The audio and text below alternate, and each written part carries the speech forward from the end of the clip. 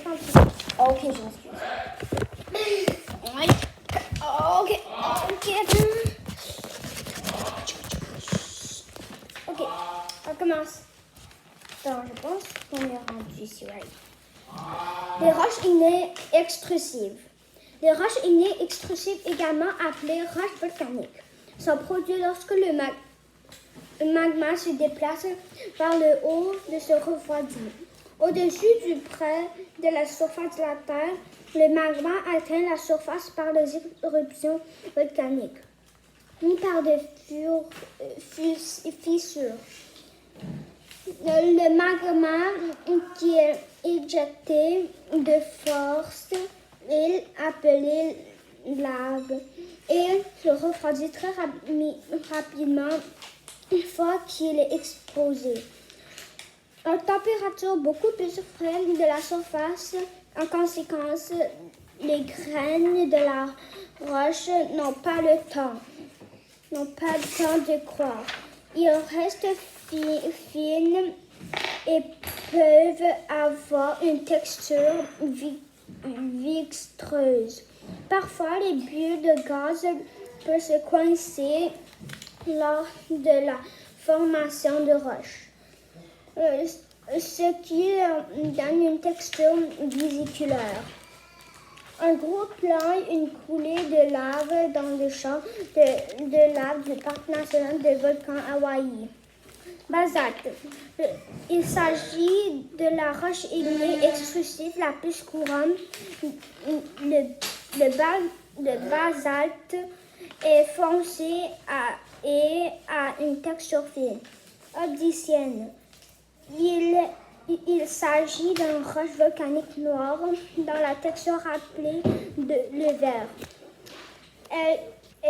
Elle est formée par le refroidissement rapide de la lave sans cristallisation. Pierre fonce. Il s'agit d'une roche volcanique claire, une texture caractérisée par la petite bulle. Elle contient parfois des cristaux. Rhyolite.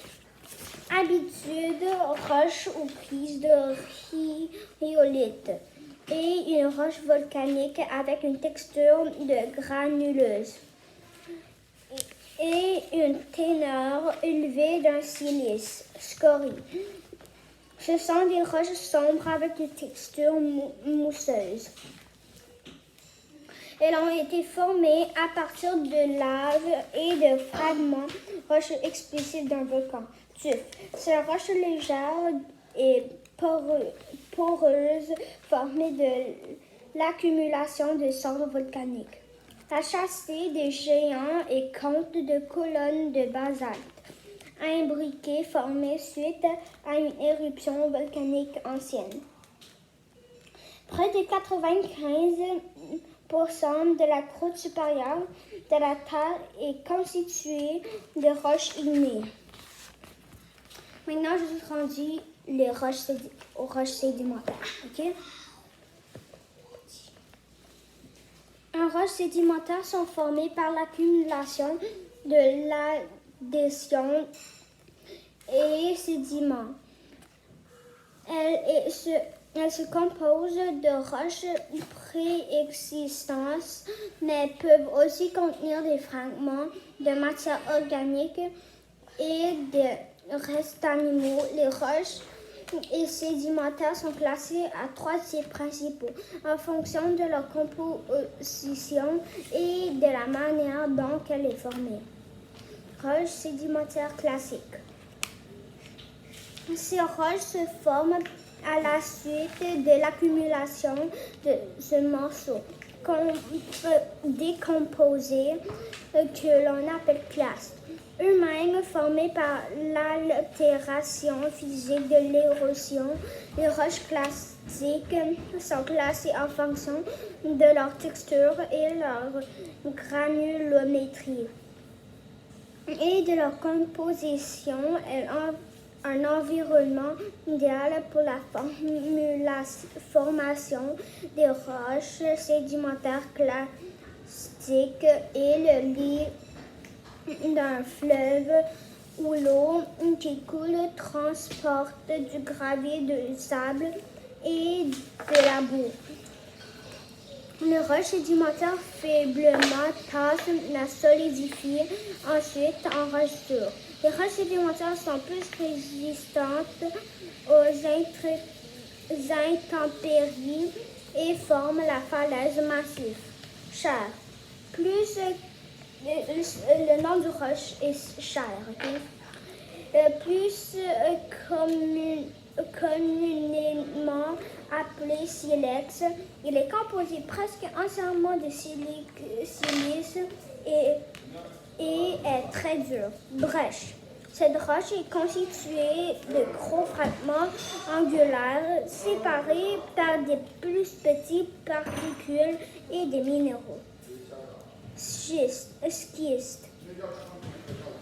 Il s'agit d'un type de roche à grains fins qui se compose de boue compactée de flocons d'argile ou de minuscules fragments de minéraux. La formation rocheuse appelle The Wave, la vague en France, se trouve en Arizona, aux États-Unis. Les roches sédimentaires organiques. Dans une grotte, un crottis sont constituées de roches calcaires. Ces roches se forment grâce à l'accumulation de différents types de manière organique, comme des morceaux de plantes, de coquillages ou de carapaces, des fragments d'os et des restes d'animaux. Ces sédiments des marécages et des tourbières s'accumulent durant des milliers d'années pour former des roches sédimentaires, organiques, noires, molles et riches en fossiles. Charbon. C'est un type de roche sédimentaire organique qui est noire, molle, riche et carbone et utilisé comme combustible. Les coquinins. Ces roches sont formées des fragments clémentés de coquillages et carapaces d'animaux invertébrés, comme les mollusques, des trilobites et des brachypodes. Roches sédimentaires chimiques. Ces roches se forment lorsque se composent de minéraux dessous dans l'eau. Ce sédiment est durcissent.